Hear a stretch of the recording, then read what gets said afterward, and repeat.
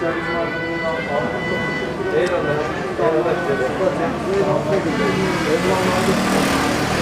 Malzemelere başladı son bir saniye. Eyvallah. Aşağıda hoşça kalın.